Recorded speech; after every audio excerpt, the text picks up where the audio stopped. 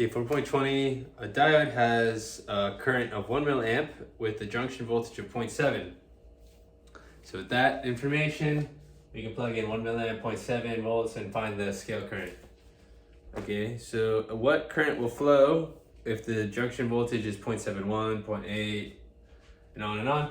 So then we just reuse this equation, we plug in IS, and then we plug in 0.71 and 0.8 for VD. And so the currents that we get are here. I'm gonna write them down in order. So the first one at 0.7 volts, 0.71 at 0.71 volts, right? And then in order, so 0.046, okay, 6.703, and 1.83.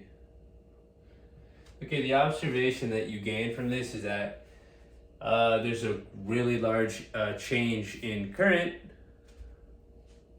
with a tiny change in voltage. At 0.7 volts, you had 1 milliamp. At 0.71 volts, you have 1.5 milliamps. And then at it changes a lot with a little change in voltage. And that comes up later when they're talking about how you can use a diode in voltage regulation because the voltage drop, this is kind of like when you think about an equation in calculus or whatever backwards. So the voltage drop across a diode is pretty much independent from the current, or said forwards, the current can change a lot and the voltage won't change a lot. So that comes up in voltage regulation with diodes. The voltage is pretty much independent of the current. So that's the observation here. What change in junction voltage will increase the diode current by a factor of 10?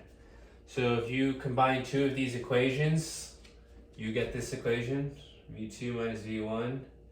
You get a 2.3 VT natural log of I2 over I1. And this is the change of voltage. And if I2 is equal to 10 times I1, right? And then you solve it, you get 0.0575 millivolts is equal to delta V. There you go.